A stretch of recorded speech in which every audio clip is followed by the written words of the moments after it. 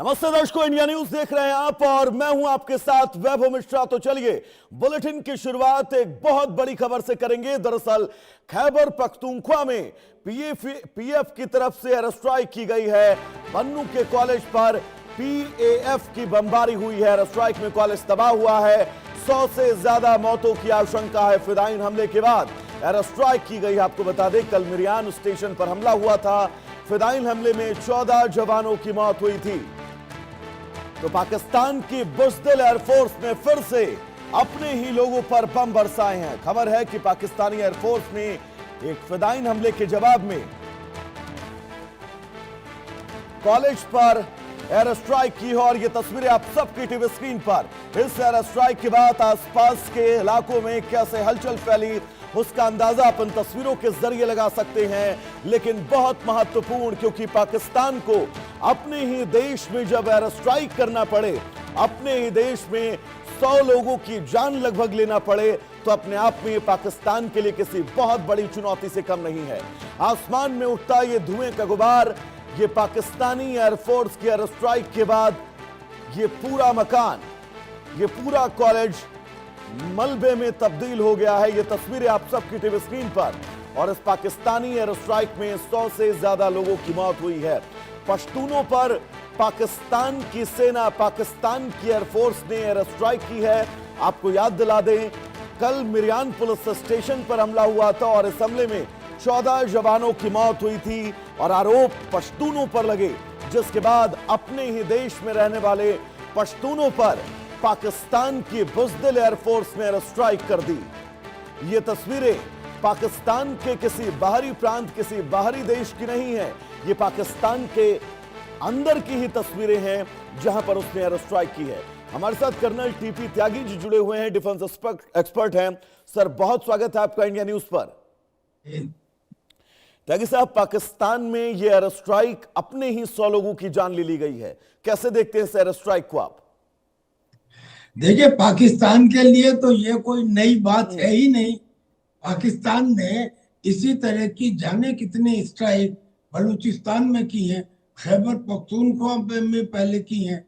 इनका तो इस तरह का रिकॉर्ड है कि इन्होंने अपने ही आदमियों को हेलीकॉप्टर से लो एल्टीट्यूड के ऊपर नीचे फेंका है और उनमें से कुछ तो आज भी जिंदा है। अब ये खैबर पख्तूनख्वा में टीटीपी, तहरीके तालिबान पाकिस्तान के खिलाफ ये बोलते हैं कि साहब इन्होंने कल एक पुलिस चौकी के ऊपर हमला किया और जिसमें 14 पुलिस कर्मियों की मौत हो गई और अब उसके बदले में हमने ये स्ट्राइक की है। मगर ये मानते नहीं है कि ये स्ट्राइक की है। पुलिस तो ये कह रही है कि ये हमने स्ट्राइक नहीं की जी, ये तो वो कोई बम बना रहे थे और वो बम एक्सप्लोड हो गया, इसलिए ये लोग मर गए। लेकिन एविडेंस है कि बाकायदा चाइना के JF-17 कॉम्बैट एयरक्राफ्ट और उनसे बाकायदा LS बम डाले गए हैं। यहाँ तक कि उन बमों की गिनती भी बताई गई है कि 8 बम डाले गए हैं, जिसमें औरतें, बच्चे, लोग, बताया जा रहा है कि करीब 100 के करीब लोग उसमें मर गए हैं। अब त्यागी साहब, क्या ये माना जाए कि आसिम मुनीर जैसे इन तमाम फ्रंटों पर घिरे हुए हैं, तो अब वो पूरी तरह से बौखला गए हैं? उनको ये समझ ही नहीं आ रहा कि अच्छा क्या है, बुरा क्या है, उनके हित क्या क्या है, उनके अहित का क्या है? आप बिल्कुल सही कह रहे हैं, आप बिल्कुल सही कह रहे हैं। देखिए, एक प्राकृतिक सिद्धांत है कि जब गुड लक आता है तो इकट्ठा आता है और जब बैड लक आता है तो बैड लक भी बटालियंस में आता है।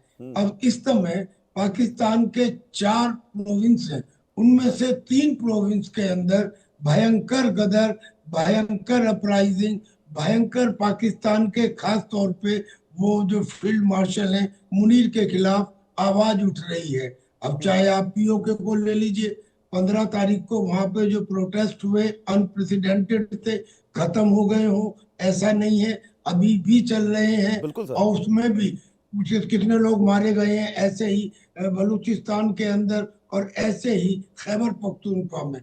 और खैबर पख्तूनख्वा की तो स्थिति ये है कि तहरीके तालिबान पाकिस्तान में एक नहीं है जी, वो होमोजीनियस नहीं है, उसमें तो करीब 40 कबीलों के खुखार आतंकी हैं, सबके अलग अलग अपने एम है, लेकिन एक एम कॉमन है, that is the highest common factor, कि पाकिस्तान की आर्मी का नाश करना है और यहाँ के पार्लियामेंट पे हमको शरीयत का झंडा लहराना है। ये स्थिति को कब तक ये मुनीर संभाल पाएंगे? और त्यागी साहब, आपने शुरुआत गुड लक बैड लक से की।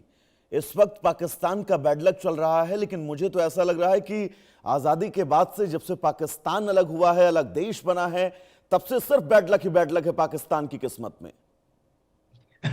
सर ऐसा नहीं है, पाकिस्तान की किस्मत में गुड लक ही गुड लक रहा है। अदरवाइज आप मुझे बताइए कि आतंकवाद को स्टेट पॉलिसी बनाने वाला ये देश, षड्यंत्र करने वाला ये देश, चंदे पर चलने वाला ये देश प्रॉस्पर होता रहा। एक समय तक इनकी जो पर कैपिटा इनकम थी वो हिंदुस्तान से ज्यादा थी। ये तो मांग के खाते रहे, दुनिया भर के लोगों को बेवकूफ बनाते रहे और पैसा लेते रहे। इन्होंने अफगानिस्तान से रशिया को बाहर भगाने में अमेरिका की मदद ली और पैसे लिए, और फिर अमेरिका को अफगानिस्तान से बाहर भगाने में अमेरिका की ही मदद ली और अमेरिका से ही पैसे लिए। और अब आने वाले समय में आप देख लेना कि चीन को भी बाहर भगाने में ये यही कह देंगे कि साहब हाँ, सीपीईसी में हम अपना जो कंट्रीब्यूशन था वो नहीं कर पाए, लेकिन करें भी क्यों, आपने प्रोजेक्ट पूरा तो किया ही नहीं, लिहाजा हम नहीं करेंगे।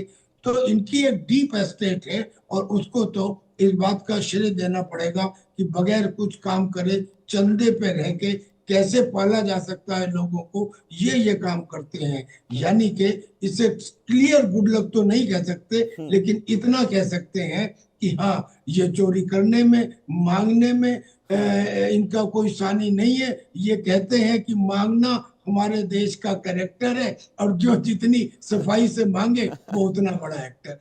जी, 3 मोर्चे हैं सर ऐसे इस वक्त, बलूचिस्तान, पाक अधिकृत कश्मीर, तीसरा मोर्चा खैबर पख्तूनख्वा, जहां पर लगातार एयर स्ट्राइक की जा रही हैं। एक खबर हम लगातार पिछले कई दिनों से अपने दर्शकों तक पहुंचा रहे हैं टीपी साहब, कि पाकिस्तान के बहुत जल्द ऐसा स्थितियां, ऐसे हालात होने वाले हैं कि टुकड़ों टुकड़ों में पाकिस्तान बंटने वाला है। और ये कोई विदेशी आक्रमण नहीं होगा पाकिस्तान के ऊपर, भारत एयर स्ट्राइक पाकिस्तान के ऊपर नहीं करेगा। पाकिस्तान के अंदर की सरकार और उनकी सेना की पॉलिसी ऐसी है कि पाकिस्तान के लोग बगावत एक दिन ऐसी करेंगे कि श्रीलंका और बांग्लादेश वाला हाल वहां की सत्ता का होगा। बिल्कुल सही कह रहे हैं वैभव जी, आप बिल्कुल सही कह रहे हैं, और दिखाई दे रहा है। प्रत्यक्ष को प्रमाण की आवश्यकता नहीं होती, दिखाई दे रहा है। क्या पीओके के अंदर इस तरह का अपराइजिंग आज तक हुआ क्या? 2022 में, 23 में, 24 में, 25 में लगातार होता आ रहा है, लेकिन ऐसा कि 1 महीने से ज्यादा तक वो सिविल वार की तरह चले, 100 के करीब लोग मारे जाएं और आज भी डटे हुए हैं। ऐसे ही जो टीटीपी थी, इसका जो मूड नली क्या था, इसका नूर वली, बहुत माफी के साथ आपको रोकना चाहूंगा, लौटूंगा आपके पास। एक और बड़ी खबर पाकिस्तान के बैड लक से जुड़ी आ रही है। पाकिस्तान में 5 अगस्त को